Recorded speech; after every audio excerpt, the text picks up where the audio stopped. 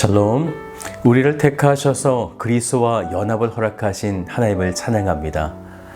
오늘도 그리스도와 함께 죽고 또 그리스도와 함께 사시는 복된 하루가 되시기를 주님의 이름으로 축복합니다. 오늘 말씀을 로마서 11장 말씀 내겠습니다. 제 11장. 그러므로 내가 말하노니 하나님이 자기 백성을 버리셨느냐? 그럴 수 없느니라. 나도 이스라엘이니요 아브라함의 씨에서 난 자요 베냐민 지파라. 하나님이 그 미리 아신 자기 백성을 버리지 아니하셨나니 너희가 성경이 엘리야를 가리켜 말한 것을 알지 못하느냐? 그가 이스라엘을 하나님께 고발하되 주여, 그들이 주의 선지자들을 죽였으며 주의 제단들을 헐어버렸고 나만 남았는데 내 목숨도 찼나이다. 그에게 하신 대답이 무엇이냐? 내가 나를 위하여 바알에게 무릎을 꿇지 아니한 사람 7,000명을 남겨두었다. 그런즉 이와 같이 지금도 은혜로 택하심을 따라 남은 자가 있느니라. 만일 은혜로 된 것이면 행위로 말미암지 않음이니 그렇지 않으면 은혜가 은혜되지 못하느니라. 그런즉 어떠하냐? 이스라엘이 구하는 그것을 얻지 못하고 오직 택하심을 입은 자가 얻었고 그 남은 자들은 우둔하여졌느니라.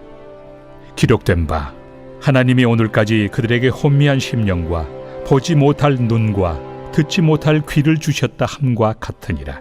또 다윗이 이르되 그들의 밥상이 올무와 덫과 거치는 것과 부엉이 되게 하시옵고 그들의 눈은 흐려보지 못하고 그들의 등은 항상 굽게 하옵소서 하였느니라. 그러므로 내가 말하노니 그들이 넘어지기까지 실족하였느냐? 그럴 수 없느니라.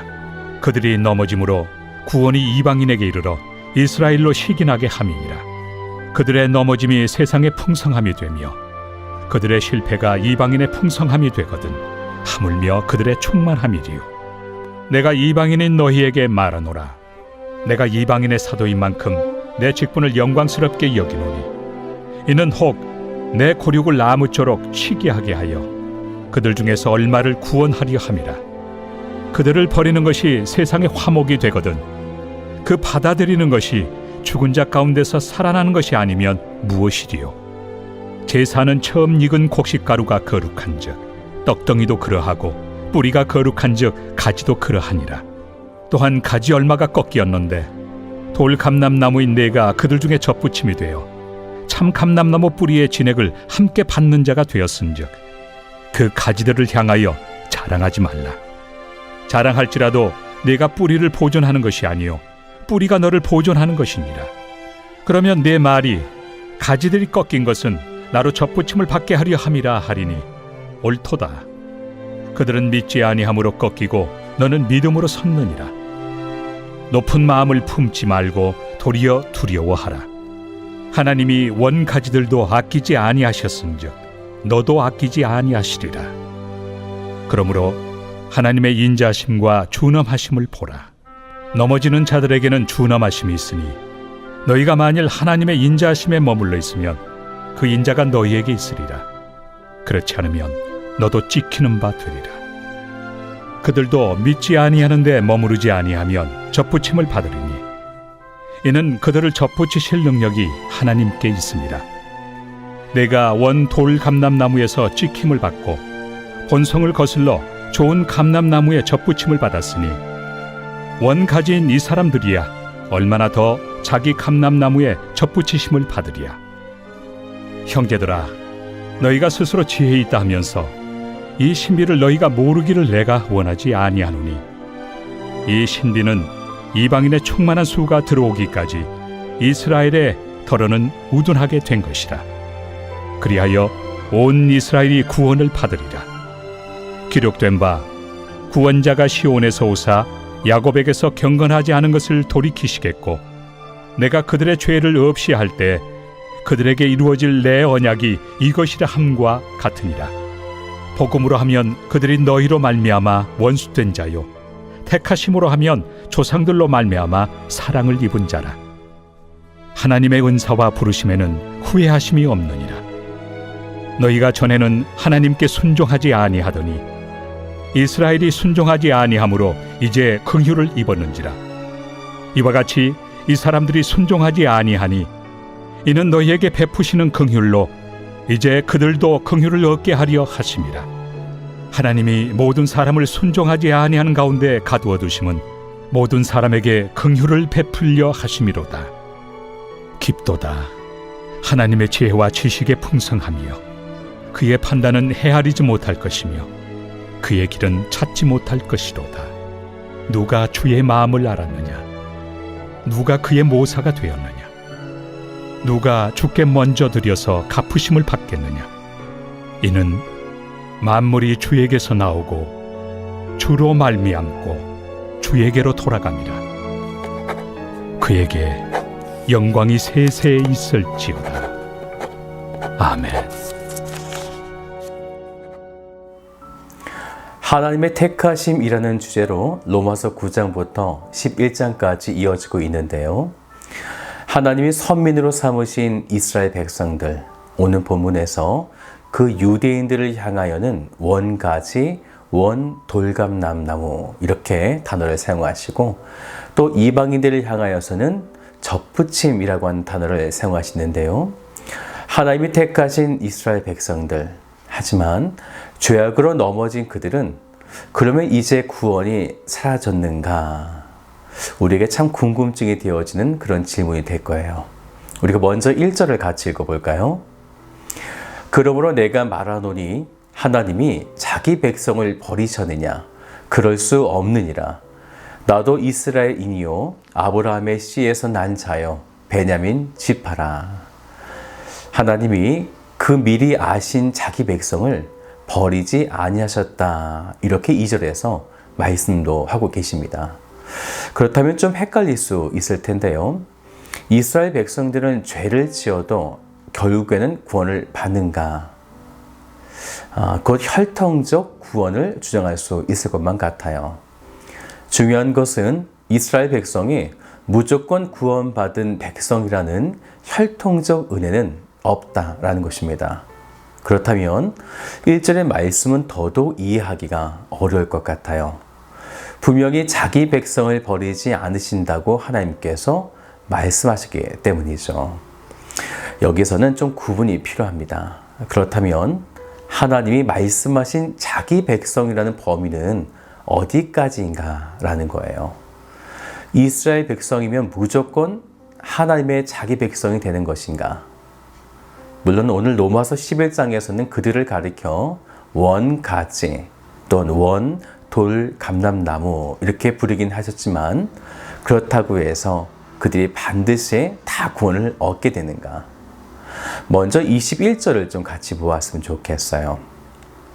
하나님이 원가지들도 아끼지 아니하셨은즉 너도 아끼지 아니하시리라.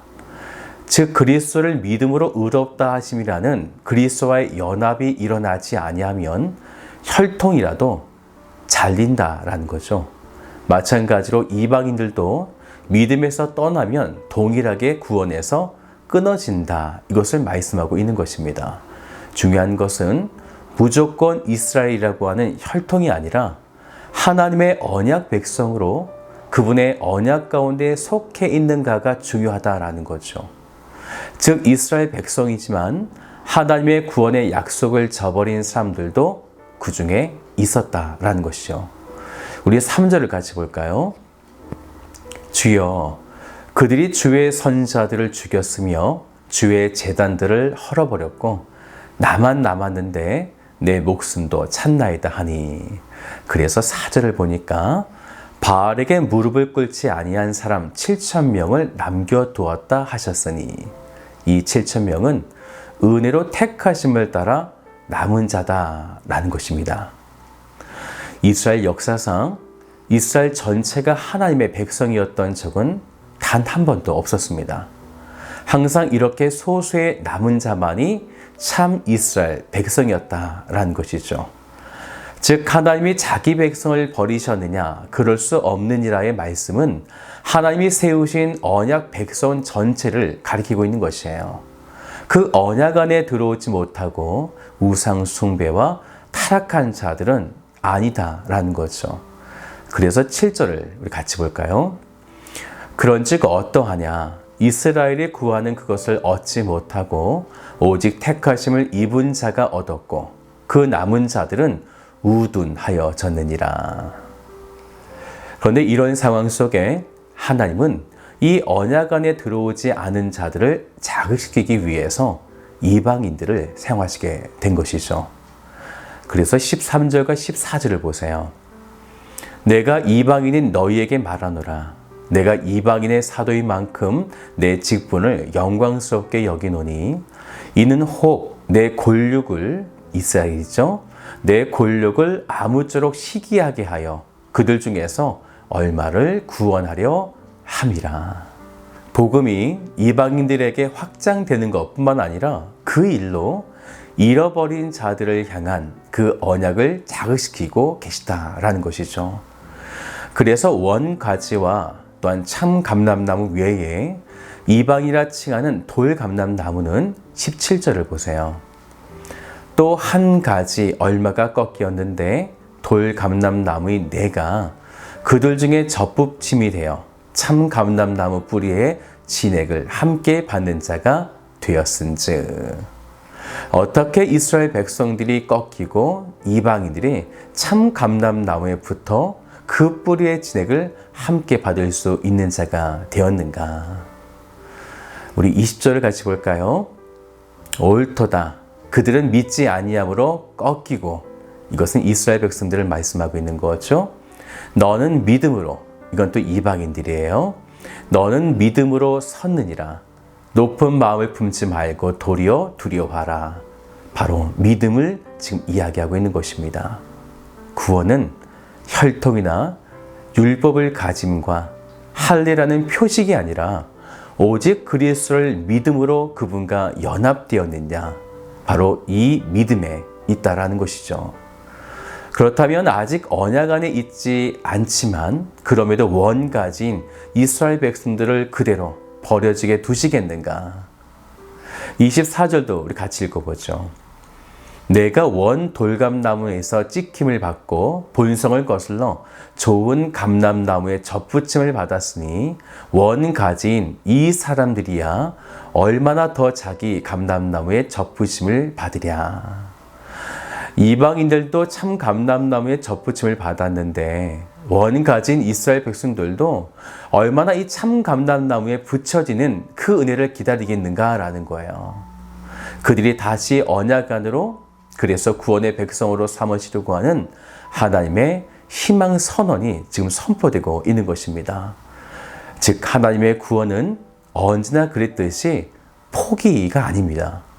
끝까지 회복을 위해 선포하시고 이끄시며 은혜를 베풀고 계시다라는 거죠. 이렇듯 이방인들도 전에는 순종하지 않는 자들이었고 이스라엘도 순종하지 아니하였지만 그것이 오히려 이스라엘의 불순종이 이방인들에게는 구원의 길이 열리게 되어졌고 또 그것을 통해 이스라엘도 시기함으로 참 감람나무에 붙게 되는 회복의 역설이 지금 일어나고 있다라는 것입니다. 하나님의 이런 오묘한 구원의 역사, 끝까지 자기 백성을 구원하시려는 하나님의 열심을 바라보며 사도 바울은 감탄하게 된 것입니다. 33절을 보세요.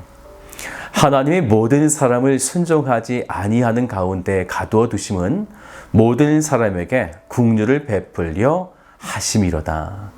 사랑하는 여러분, 끝까지 우리를 부르시며 찾으시는 하나님의 은혜 앞에 오늘도 그 부르심을 따라가며 그 걸음들을 걸어가고 계시는 우리들이 얼마나 복된 존재인지를 발견하시면서 더더욱 은혜에 감사하시는 복된 성도들 되시기를 주님의 이름으로 축복합니다.